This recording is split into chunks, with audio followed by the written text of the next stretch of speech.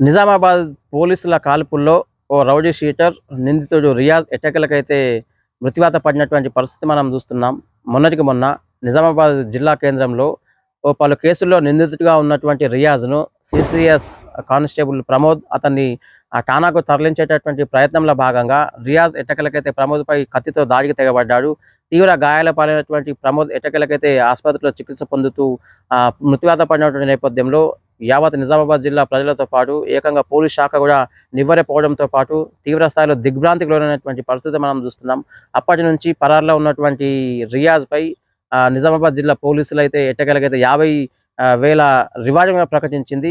ఎవరైనా ఆచూకీ తెలిపినట్లయితే 50,000 రూపాయల రివార్డును కూడా అందజేస్తామని కూడా పోలీస్ శాఖ ఇప్పటికే పలుమార్లు ప్రస్తావించింది. అందుకోసం ప్రకటన కూడా విడుదల చేసినటువంటి పరిస్థితి.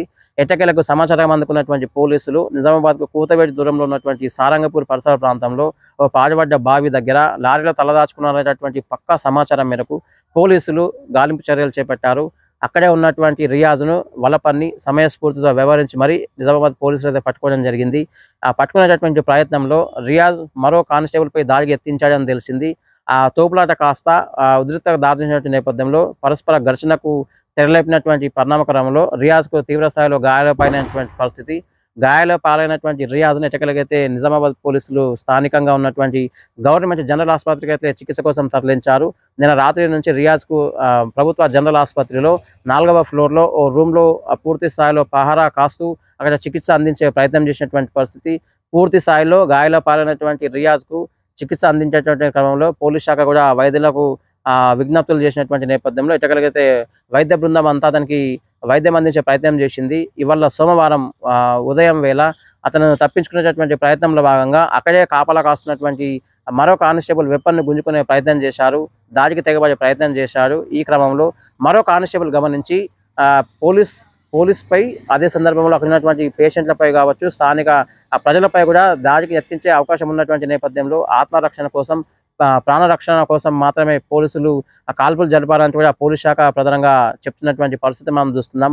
ఒక రౌడీ షీటర్ ఇప్పటికే 40కి పైగా కేసులలో అక్యూజ్‌గా ఉన్నటువంటి రియాజ్ ఎట్టకేలకైతే గత కొంతకాలంగా జల్సాలకు అలవాటు పడడంతో పాటు దొంగతనాలలో ఆరితేరినటువంటి వ్యక్తిగా, మరోవైపు విభిన్న కేసులలో సూత్రధారిగా, మరోవైపు నిందితుడిగా ఉన్నటువంటి రియాజ్‌ని ఎట్టకేలకైతే ఒక దొంగతనం కేసులో పోలీసులు అది సీసీఎస్ కానిస్టేబుల్ ప్రమోద్ ఎట్టకేలకైతే అతన్ని ఠాణాకు తరలించేటటువంటి ప్రయత్నంలో భాగంగా ప్రమోద్ సైతం మరణించినటువంటి నేపథ్యంలో పూర్తి స్థాయిలో ప్రమోద్‌కైతే నిన్న శనివారం సాయంత్రం నిజామాబాద్‌లో అధికారిక లాంఛనాలతో కూడా పోలీస్ శాఖ ఆధ్వర్యంలో అంత్యక్రియలుగా పూర్తయినటువంటి పరిస్థితి మనం చూస్తున్నాం. అంటే మృతుడు పోలీస్ కానిస్టేబుల్ ప్రమోద్ చితి ఆరకముందే పోలీసులు మాత్రం నిందితుడిని మట్టుబట్టినటువంటి నేపథ్యంలో కాల్పులు జరిపి పూర్తి స్థాయిలో ఎట్టకేలకైతే అతన్ని హతమార్చినటువంటి పరిణామ క్రమంలో స్థానికులైతే హర్షం వ్యక్తం చేస్తున్నటువంటి పరిస్థితి మనం చూస్తున్నాం.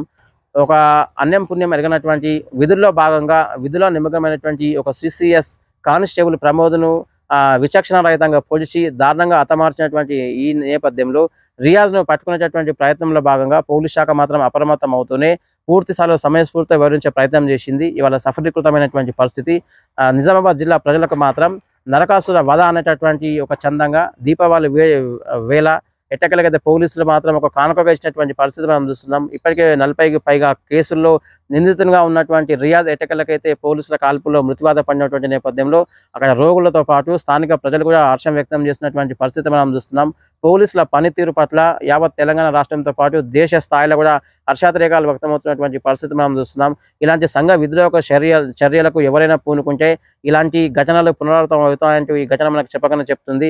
ఇప్పటికే విధుల్లో నిమగ్నమైనటువంటి సీసీఎస్ కానిస్టేబుల్ ప్రమోద్‌ను హతమార్చినటువంటి నేపథ్యంతో ఒక్కసారిగా రియాజ్‌పై అయితే పోలీస్ శాఖ దృష్టి కేంద్రీకరించింది. ఎలాగైనా సరే రియాజ్‌ను అదుపులోకి తీసుకోవాలి, వలపన్ని పట్టుకోవాలి, ఖచ్చితంగా చట్టానికి అప్పజెప్పాలంటూ కూడా పూర్తి స్థాయిలో సమాయత్తమైంది. ఇందులో భాగంగా నిన్నటికి నిన్న సారంగపూర్ పరిసర ప్రాంతంలో రియాజ్‌ను పట్టుకునేటటువంటి పరిణామ క్రమంలో పోలీసులపైనే దాడికి తెగబడే ప్రయత్నంలో భాగంగా ఎట్టకేలకైతే కొంత తోపులాట జరిగినట్లుగా తెలిసింది. ఈ క్రమంలో తీవ్ర గాయాలు పాలైనటువంటి అతనికి స్థానికంగా ఉన్నటువంటి గవర్నమెంట్ జనరల్ ఆసుపత్రిలో చికిత్స అందించే క్రమంలో పోలీసుల నిమగ్నమైనటువంటి పరిస్థితి. అదే క్రమంలో అక్కడ పదుల సంఖ్యలో పోలీసులు పహారా కాస్తున్నటువంటి ఈ నేపథ్యంలో ఇవాళ ఉదయం ఆయన తప్పించుకున్న ప్రయత్నంలో భాగంగా రియాజ్ ఎట్టకేలకైతే అక్కడ ఉన్నటువంటి పోలీస్ కానిస్టేబుల్ వెపన్ను గుంజుకొని అతనిపై దాడికి తెగబోయే ప్రయత్నం చేయడంతో పాటు మరికొంతమందిపై కాల్పులు జరిపే ప్రయత్నం కూడా చేశారని తెలిసింది. ఈ క్రమంలో గమనించినటువంటి మరో కానిస్టేబుల్ అతని దగ్గర ఉన్నటువంటి వెపన్ను తీసి కాల్పులు జరిపినటువంటి నేపథ్యంలో ఒక్కసారిగా ఆయన కుప్పకూలినటువంటి పరిస్థితి.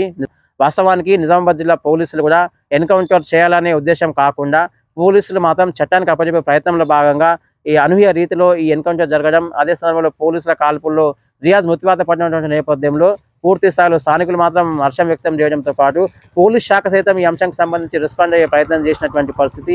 ఏకంగా తెలంగాణ డీజీపీ శివధర్ రెడ్డి కూడా ఆత్మరక్షణ కోసం, ప్రజా సంక్షేమం కోసం, ప్రజల రక్షణ కోసం మాత్రమే, మరోవైపు రక్షక భటుల ప్రాణాల రక్షణ కోసం మాత్రమే ఖచ్చితంగా రియాజ్ పై కాల్పులు జరపమంటూ కూడా డీజీపీ కూడా వివరంగా వివరించినటువంటి పరిస్థితి. మొత్తానికైతే ప్రమోద్ హత్య కేసులో నిందితుడిగా ఉన్నటువంటి రియాజ్ ఇప్పటికే 40కి పైగా కేసులలో సూత్రధారితో పాటు పలు సెక్షన్ల కింద కేసు నమోదవుతూ శిక్ష అనుభవించి వచ్చినటువంటి రియాజ్ పై కూడా ఇప్పటికే రౌడీ షీట్గా నమోదైనటువంటి నేపథ్యం. రౌడీ షీటర్ నిందితుడు రియాజ్ ఎట్టకేలకైతే పోలీసుల కాల్పుల్లో ఇవాళ మృత్యువాత పడినటువంటి నేపథ్యంలో నిజామాబాద్ జిల్లా పోలీసుల తీరును కూడా పలువురు ప్రశంసించే ప్రయత్నం చేయడంతో పాటు దీపావళి కానుకగా ఇవాళ దీపావళి పండగ వేళ ప్రతి ఒక్కరైతే సంబరాలు జరుపుకుంటున్నటువంటి పరిస్థితులైతే మనం చూస్తున్నాం.